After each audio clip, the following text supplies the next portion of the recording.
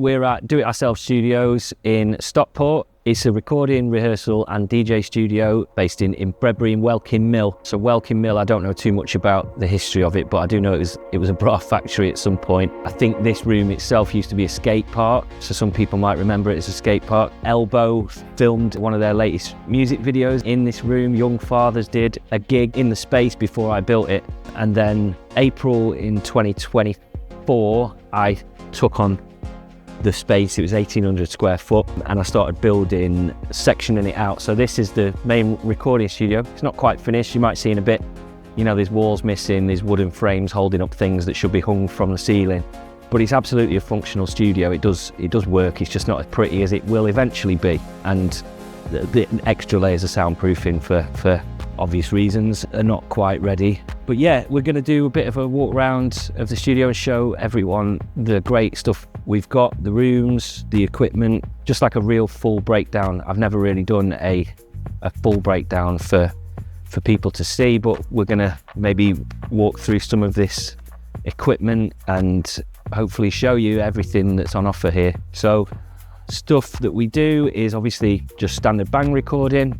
We could also do, at the moment, like venues really want live performance footage for bands. A lot of venues are obviously, with the current situation in terms of like the music scene, small venues are having to be really picky about who they're bringing in, because when they're open, they need to be making money, because, you know, the power's really expensive and various reasons. Like tons and tons of venues in Manchester and Stockport are closing down, and it's really like the music hub of the UK. And so anyway, venues are asking for live performance videos from bands. So we've got like 4K filming capabilities, so we can film your performance video, record it through this lovely analog mixing desk, get it all edited and mixed down for you, so that you've got a great package to show venues and promoters, you know, what you're about. Then I've got rehearsal studios, which I can also set up static cameras in there for you.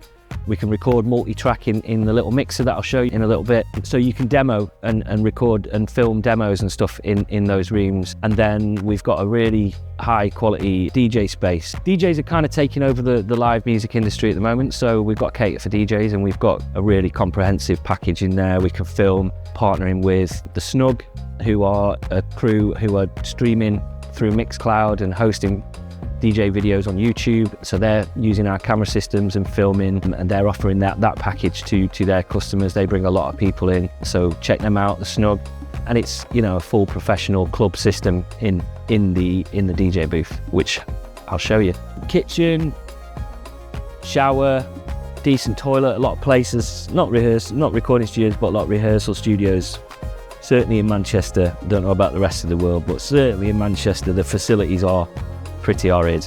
You just want to make sure that, you know, people are comfortable and it's clean, and the kitchen's stocked. So there's always milk, there's always tea, there's always coffee. Nice seating area in there.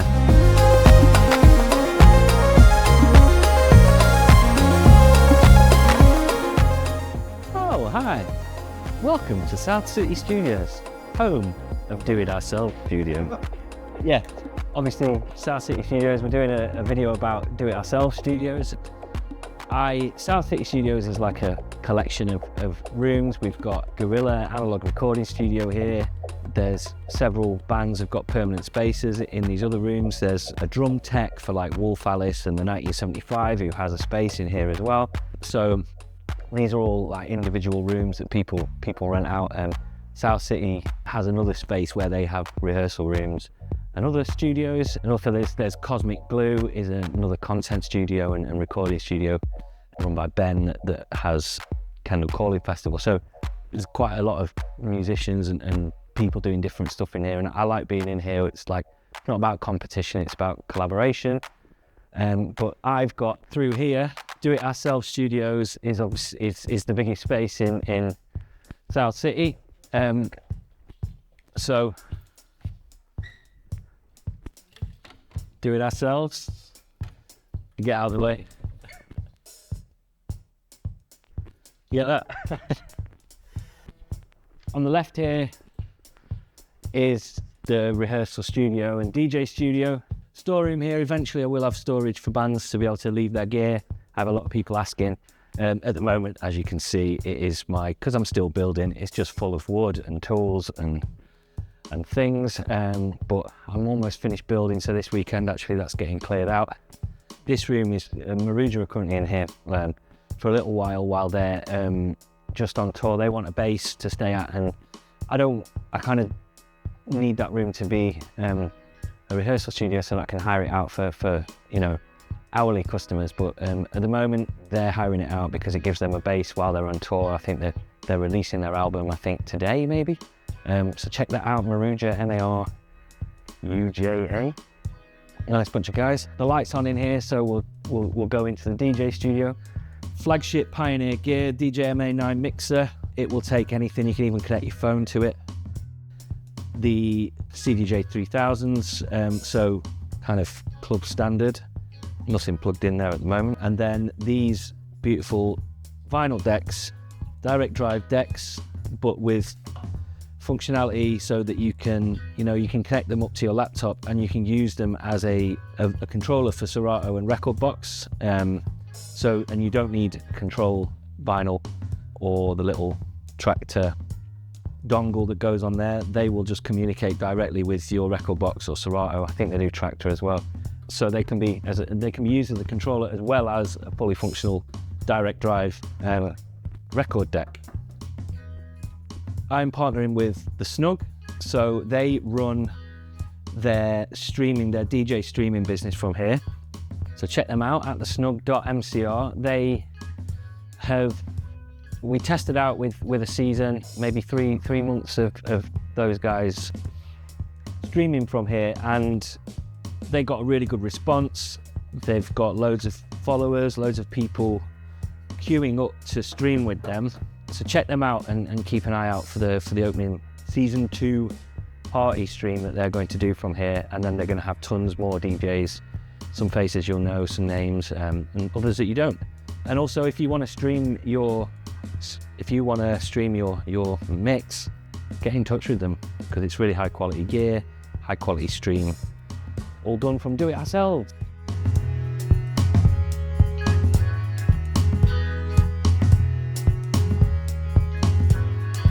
These locks are basically coded, so when you make a booking, you get a code that comes through from the system and it lets you in to the room that you've hired for the time that you've hired it, basically. So it's secure, everybody gets a code. If things go missing, I know who went in at what time. I have called people stealing before and got my stuff back, so don't bloody try it.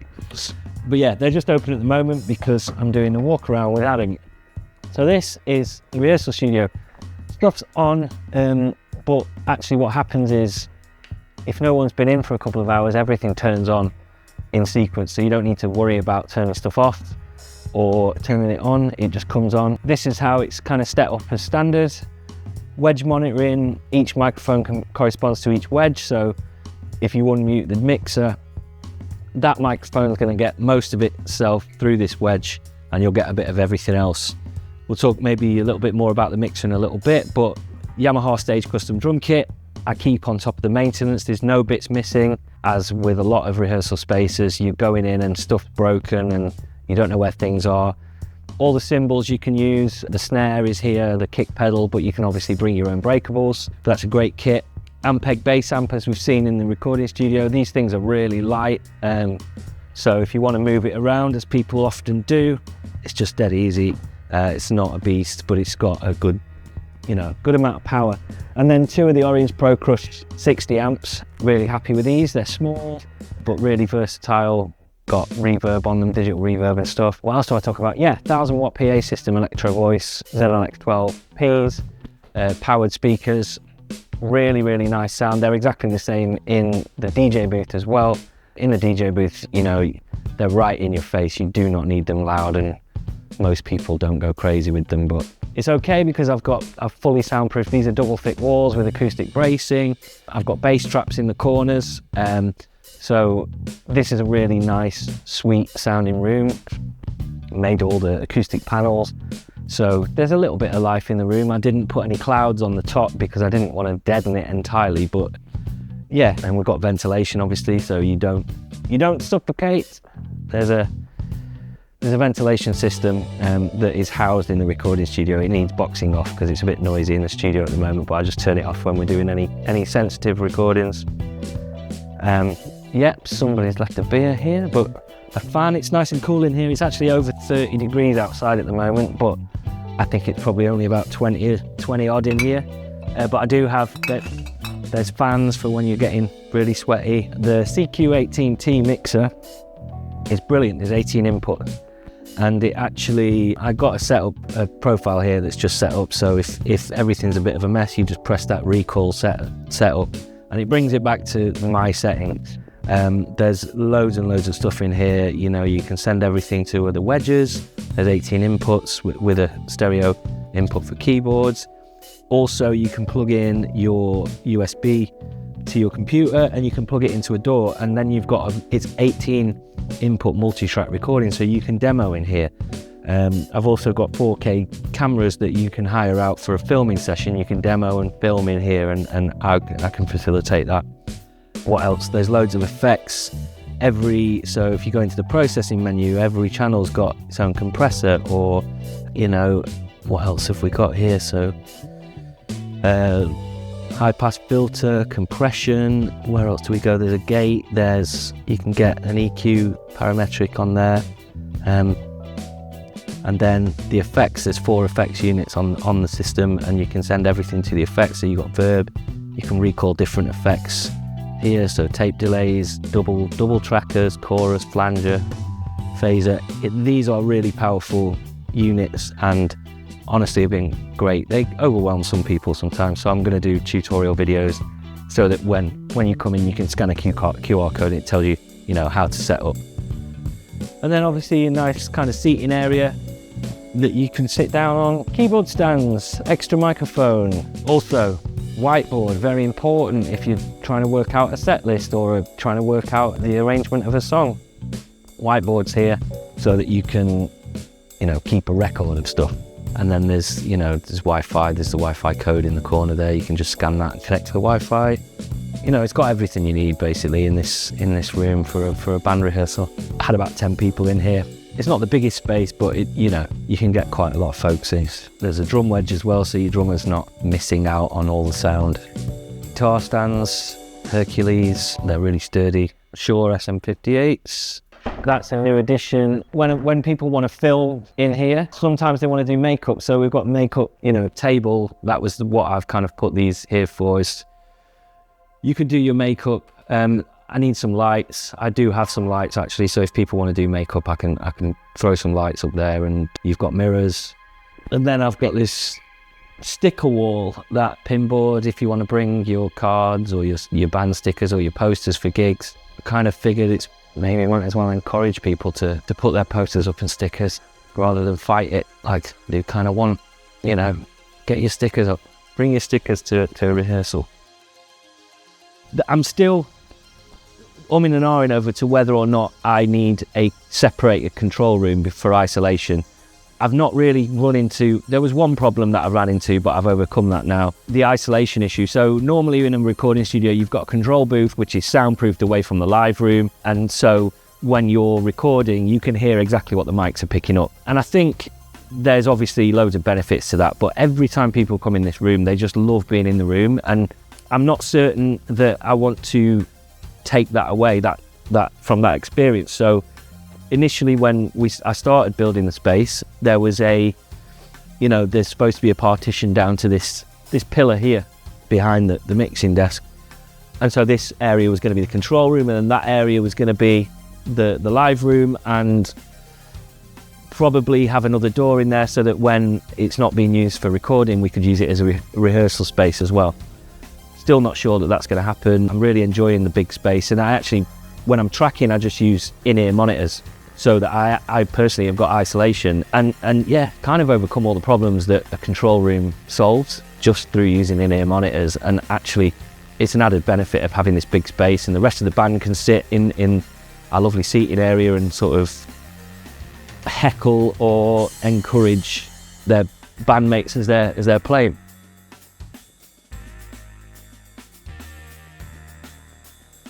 We've got a decent mic selection. It covers all the bases, but there's still, there will always be other options to have. Got some lovely U87 clones.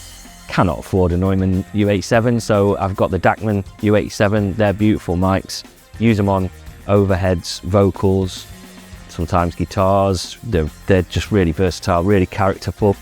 Then I've got the D114 for kick drums, as well as the RE20. That can be used on vocals, kick drums. Got a sub mic, loads of 57s, 58s, because it's also a rehearsal space. We've got Sennheiser MD421s for toms and guitars and snare. Some Sontonics, an STC1 small diaphragm condenser. That's great for guitars, acoustics especially. It's lovely on podcasts. We've got lapel mics. I've previously tried, when I was experimenting with podcasts, we do a podcast from the studio called the Mixtape Exchange, where basically we just talk about music that we're listening to at the moment and try and share music. Like when we were certainly when I was a kid, we used to share tapes of like mixes of music, and that's kind of gone by the wayside now. So hoping to try and sort of revive that a little bit through this podcast, where I just bring people in. So we've got loads of lapel mics, learned from that experience. We've got the cameras as well, so we can film podcasts. A few synths. We've got the Behringer Poly D, which is a Model D copy, but paraphonic. It's called the Poly D, but it's actually paraphonic, not polyphonic. Mint for basses. Got this Dave Smith Rev 2 Behringer RD8 drum machine, so we can get some great sounds from that, as well as real drum kits. Yamaha Stage Custom Gretsch.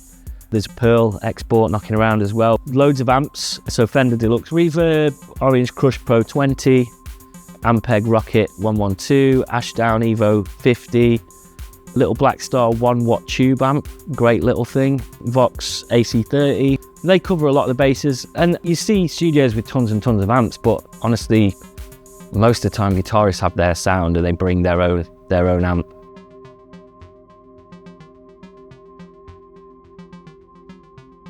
Got plenty of instruments in the studio, and then I track through this lovely Toft ATB 32 track analog desk.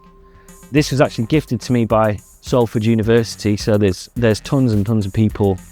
Salford's a great university. It outputs like really high quality musicians and audio technicians. So I think thousands of really good people over the years have worked with this desk. Salford upgraded to a really nice SSL, and so they were like, yeah, we don't need this Toft anymore. And just as I was building, I was reaching out to people looking for a desk, and they very kindly gave me this guy. It's got a great sound. It has some quirks. It's an old analog desk. There's a lot of maintenance. So when I have problems, that all goes to Studio Care in Liverpool. They've been amazing. They've really, really worked with me on all the bad problems that it was having, and they've fixed everything. And so now I've just got a really sort of almost brand new analog desk for the price of a bit of maintenance. So it's great. And I can track 32 tracks. Not got up there yet, not got to 32. I've had 24 simultaneous tracks running when I was performing a live performance for Zen Baseball Bat. They were a band that were rehearsing in one of the studios that's around Do It Ourselves. And then the desk goes through to a Ferrofish A32 Pro, which is an audio processing unit, analog to digital, digital to analog conversion. So that basically takes the analog signal, turns it into a digital signal, which can then be communicated with an RME MADI face into my computer. And then I record on Reaper, which it's a pretty cheap bit of software, but it has never let me down. I'm sure there's some opinions in the audio community about it. A lot of people use Pro Tools, Pro Logic. I'm just not into the whole subscription model. I paid once for Reaper and it's mine forever. I don't have to subscribe. It does everything I need and more. I've not even scratched the surface of the capabilities of it. So I track through Reaper. But if you want, you can come in, you can dry hire the studio, and you can just literally plug your USB into the MADI face and use your system, and you can connect to all of this. There's actually 128 channels, 64 channels available through ADAT connections. So I've got two 500 series rack units by Cranbourne Audio, the 500 ADAT, So they're connected via ADAT to the Ferrofish. So there's 16 ins and outs through that.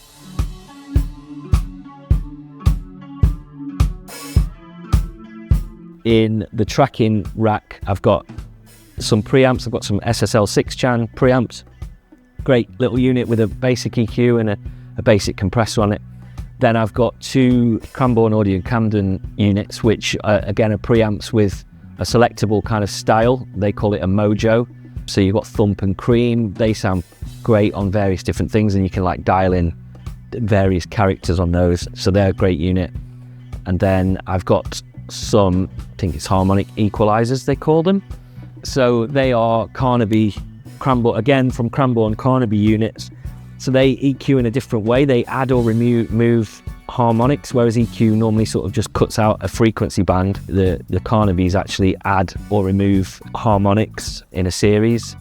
And then next to those, I've got 2 great IGS, which is a Polish brand. They make various units. I've got a few, but these are their Blue Strike 576, so a 500 series unit copy of the 1070, no, sorry, is it 1170? I'll work out the number, can never remember all these numbers, but basically like a clone of a classic compressor, these Blue Stripes. I like to call them the impressors, because every time I turn them on, people are like, yeah, we want that, give me that sound. Sound amazing on overheads, just add like, there's a real character to them. As soon as you turn them on, you can hear them. So they're not, you know, they're not very transparent, but you don't want, if you're turning them on, you want the sound that they give. Above that, there's a Tube Preamp Pro MPA 2 from ART. It's quite a cheap unit, but really, really cool. It's variable impedance, so you can dial in your mic impedance, and that gives the microphone, you can vary the tones of any microphone that you put in there. It could be in stereo or mid-side setup. That's a great preamp. And then above that, the classic Space Echo delay. Amazing thing. Don't use it enough. Everybody comes in and looks at it and it's like, wow, can we turn that on? I'm like, yeah, but it doesn't get used enough in my opinion. And then above that, the Neve AMS RMX16 is basically a digital effects unit in an analog enclosure. And some people are like, well, why have you got a digital effects unit? And I think that sort of leads into maybe why I've decided to go along the hardware route rather than mixing in the box. Personally, I don't feel creative. I think like mouse and keyboard, just sitting there looking at a screen and a mouse and keyboard, it sucks the sort of the creative spark out for me. Like I really like turning a physical knob and it makes a change to the sound and you can hear that. Obviously you can do that with plugins, and it's much cheaper to do it, but I don't think I would enjoy the work as much if I had that. It's a very expensive reason for changing it, but you know, a lot of people are like, analog's better or digital doesn't. I honestly, doesn't even come into it for me. It's more like I like having the physical thing in front of me that I can touch and move, and it makes the whole process much more enjoyable for me. And I think if the process is enjoyable, the result is going to be better. So that's why I have a digital unit in a physical box. Basically a plug-in in a physical box, but it's great. So it's like 80s kind of effects unit. I think like Phil Collins and all those great drum sounds that use like the non-linear echo in there, which is brilliant. It has a vibe. I've got 2 Behringer units. They just simply deal with inputs and outputs. There's preamps. They're connected via ADAT to the Ferrofish again. And under that, I've got a patch bay. So those Behringers work as a digital patch bay, really. It's just really versatile, cheap unit that helps me kind of like send and receive signal to effects units, and like the RE201 Space Echo, that's connected through the Behringer units, and so is the AMS RMX16. So they just give me a lot more versatility in terms of like having stuff permanently plugged in, so I'm not having to like get around the back and pull things out. And then your obligatory patch bay, which is obviously plugged into the Behringer units.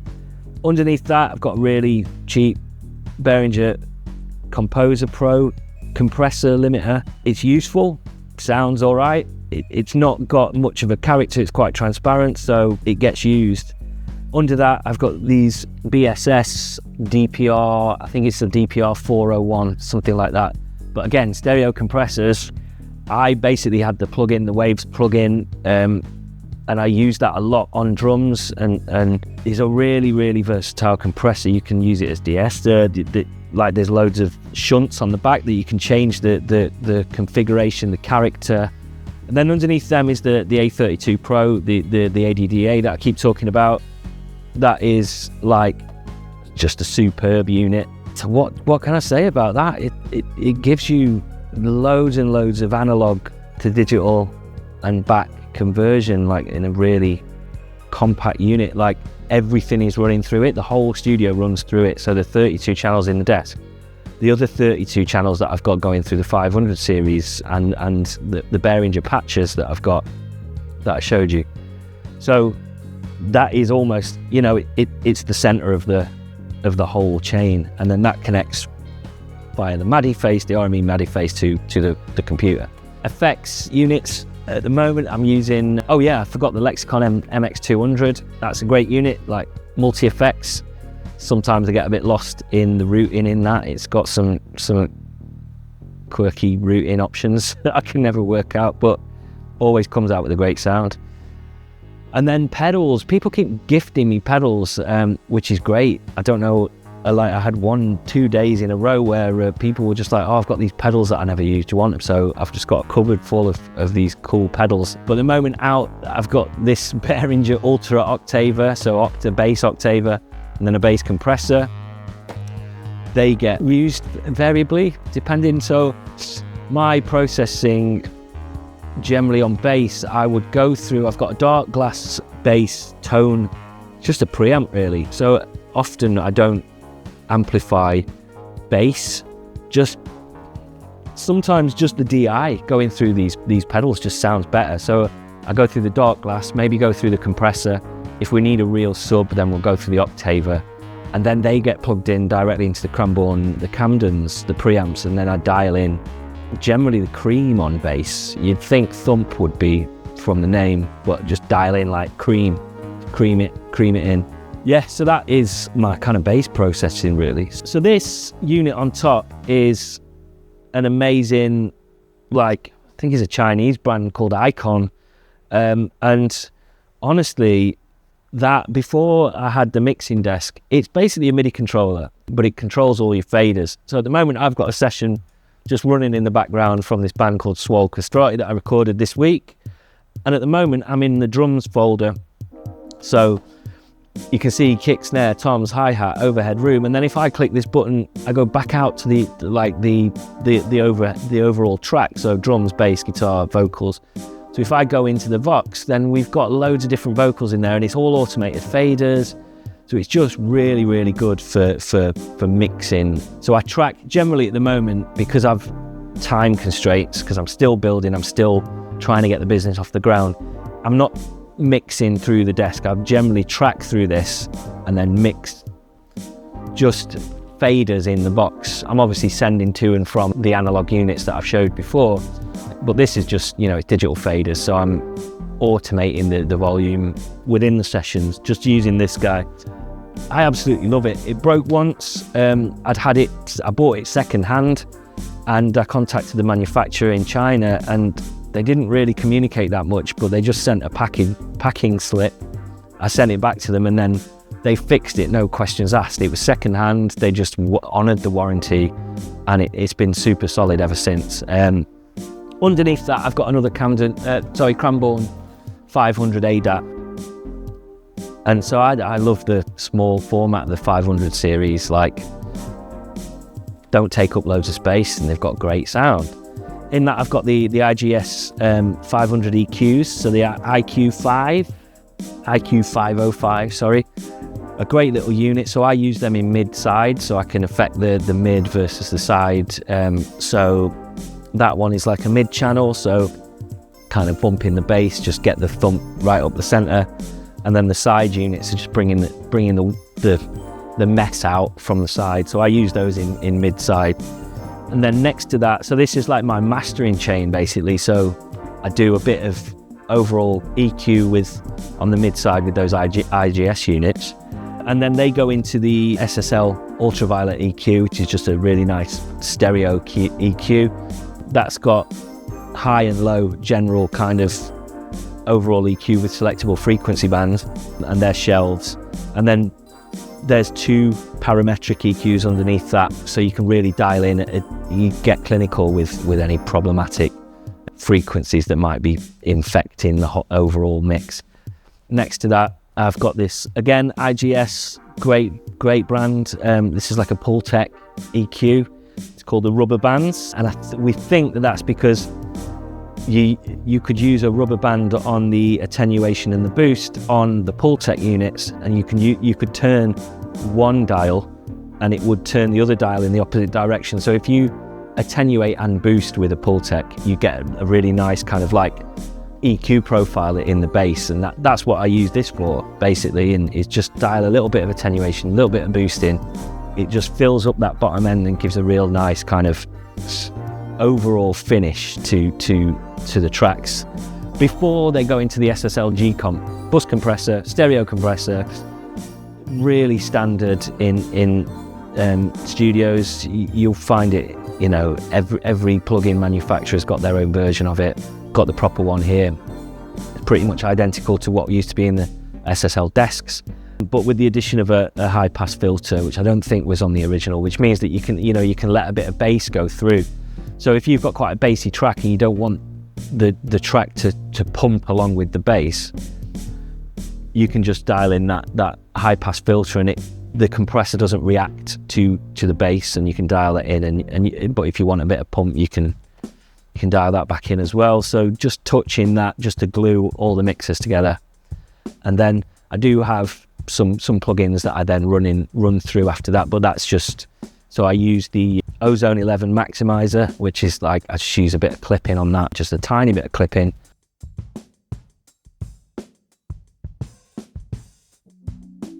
I've got the Focal Shape 50s. These are perfect for bass translation through the speaker. So I've got a Kali Audio sub. I bought that when I used to have Kali LP6s. They were too big for the room, and actually the sub was also not necessary in that room. I sold the LP6s for these Focals, but I kept the sub because I could use it for live shows when I was going out with a PA system as well. I'm doing less of that now. It fits perfectly with these speakers in this room, so I've got enough bass extension now for this larger room to pair that sub with these Focal Shape 50s. Great speakers, really happy with how they sound. I've also got the Neumann open back headphones. They're really clear. I can tweak a tiny bit of EQ and I can really hear the difference with those, so they're quite clinical. And again, like I said before, I track with in-ear monitors. There's nothing really special about the in-ears that I use. Soundbrenner, they're really useful for tracking. While I've got a drum kit next to me, I can put those in-ears in. They've got really good isolation, and I can make sure there's no problems with microphones or preamps clip-in or anything like that.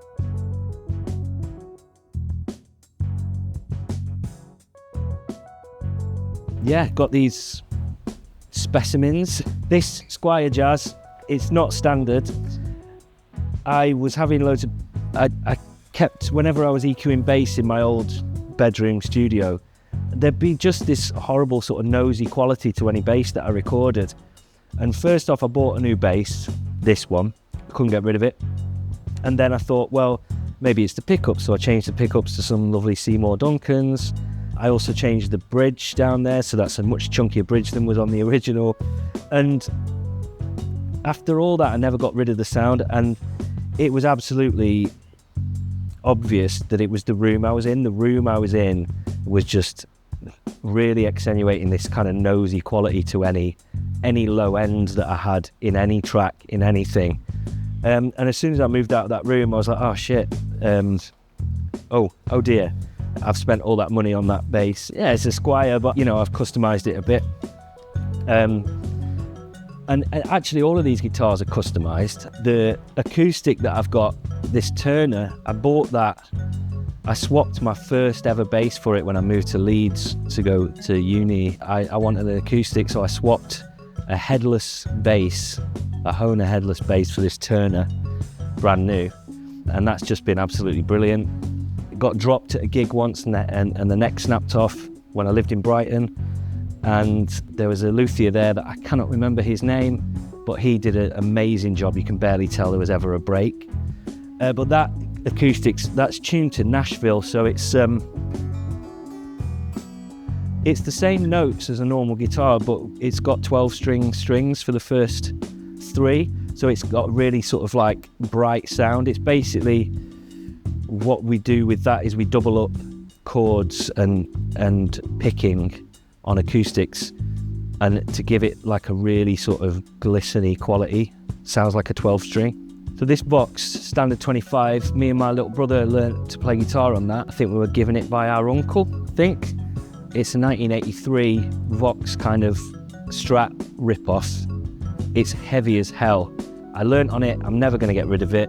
My brother's actually told me I'm never allowed to get rid of it. I sent it to Jack's Instrument just to set up, and they called me back saying, you know, we know you want a setup, but we've been asked by Guitar Magazine to do a feature on some specialist pickup wiring that we're doing. Not wiring the pickups, but the wiring of the circuit.